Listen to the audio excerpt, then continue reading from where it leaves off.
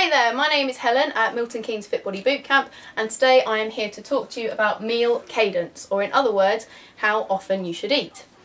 Now then, the way I'm going to describe this is by using two different people, person A, person B. So this is the time of the day, the green line across here. Anything above the line and your metabolism is high and you're in fat burning zone. Anything below the line is when your metabolism is low and you're in your fat storage zone, which is not good, so we've got a little unhappy face.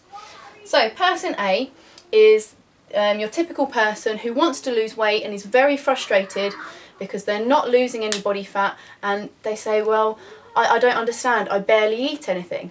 And this is what we would say to person A. So person A wakes up in the morning, say they wake up at 7 o'clock, and they don't have breakfast. If I had £1 for every time someone told me that they don't eat breakfast, I'd be a millionaire by now. But what happens?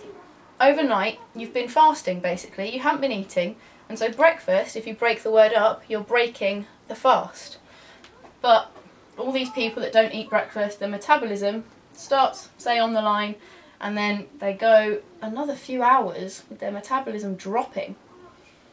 Dropping. And as you can see, they're in their fat storage mode because they haven't eaten anything to boost their metabolism. So this person probably gets to about 11 o'clock in the day and is really hungry, and so maybe goes to Starbucks, grabs a coffee and a muffin or something else that's quite high in sugar to give them that boost, because their blood sugar levels are going to be very low. So it'll give them a little bit of a boost. They might come up just above the line, but then they start to crash again. And then what happens, it goes really low again. And then they probably won't have anything until they get home from work, maybe dinner time. Or maybe they might have something in the afternoon because they're feeling, again, really hungry, their blood sugar levels are really low. So they might have something small, but again, it's not really going to do much at all. So you get another little tiny peak. And then at dinner time, then the metabolism will go up a bit and then back down overnight. So as you can see, they're spending most of the day in fat storage mode because they're just simply not getting that thermogenic effect of feeding that you get. Every time you eat something, your metabolism raises and you're burning fat. If you think about it this way, back when we were cavemen, you'd go for long periods without eating any food, and so your body's very clever and it would go into fat storage mode. So anything that you do take in, it's going to hold on to it because it doesn't know when it's going to get its next lot of food. But now if you're clever and you're person B, then this is what happens. You wake up in the morning, you're in exactly the same place as person A was. Your metabolism has dropped overnight because you're not eating, but then they break that fast by eating breakfast. So right away, first thing in the morning when you wake up, your metabolism goes up, because you've eaten the food and you've got that thermogenic effect of feeding and you've raised your metabolism, you've started off on the right foot. Naturally, as the morning goes past, it will start to drop, but then say 2 or 3 hours later, maybe you have a small snack. It could be something just as small as an apple, a few nuts or a yogurt.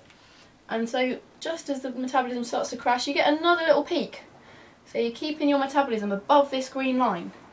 Then again it will start to drop, but then lunchtime comes, and the sensible person, person B, will have some lunch, and up we go again. Raise the metabolism up, and it will start to crash again. But then say 3-4 o'clock, another 2 or 3 hours later, have another small snack, another piece of fruit, yogurt, oat cakes, whichever works for you, and you raise that metabolism again. Then again it will start to drop, but then get home from work, have dinner, 6-7 o'clock, metabolism is raised, ready for it to drop again overnight. So as you can see, person B spends their whole day in the fat burning zone because their body's not worried about when its next meal is going to come, and so it's quite happy to use that energy, burn it off and continue to burn fat throughout the day.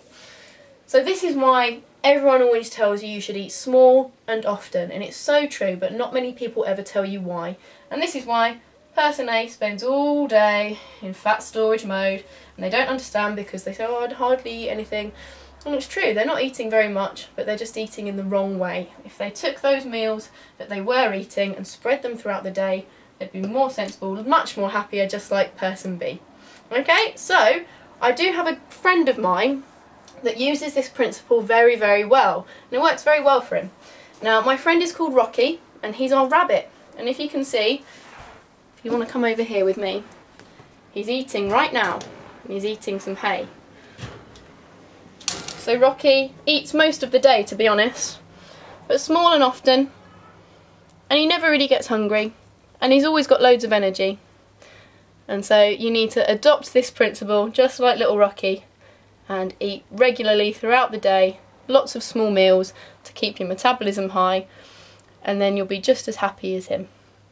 Okay, my name is Helen, and that was your video on meal cadence. I hope this has helped out, and I'll see you again soon.